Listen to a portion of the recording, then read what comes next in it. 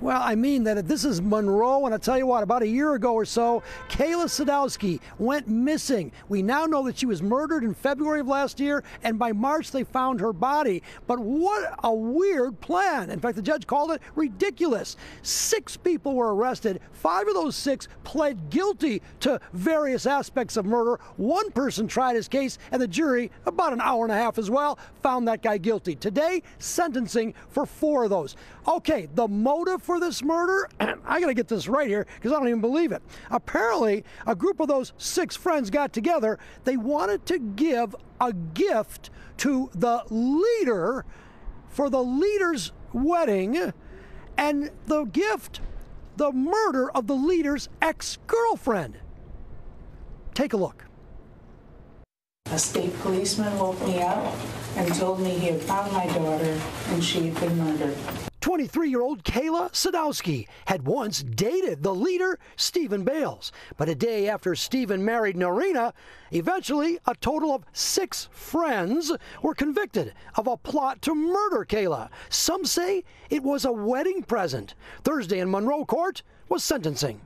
You should have alerted somebody to this ridiculous plan, and you didn't do that. And with that, the newlywed got a sentence of 13 to 30 years. And then the lookout, Sierra Bemis, who acted as the lookout during the murder and whose boyfriend apparently lured the victim to the abandoned Boysville, was sentenced. Anybody would know that when they're told to go dress in black, that's the time to put the brakes on.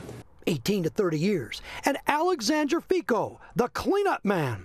He was the guy who came forward to help break this open. But he also tried to dispose of the murder weapon and was sentenced to 5 to 10 years. Next, 45-year-old Stephen Bales, the leader. I'm 83 years old. I never thought I'd live to see it ever happen, especially one of my grandkids. And the only one of 6 defendants to try his case, but the jury was out about an hour. They said guilty. You can't just eliminate someone because they irritate you or gather a bunch of sycophants to follow you in this ridiculous plan. Judge called this a ridiculous plan. It was a ridiculous plan.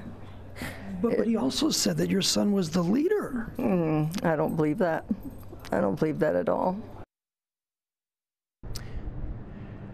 All right, so I did talk to, as you can see, the defendants, the one that was, he got life in prison, by the way.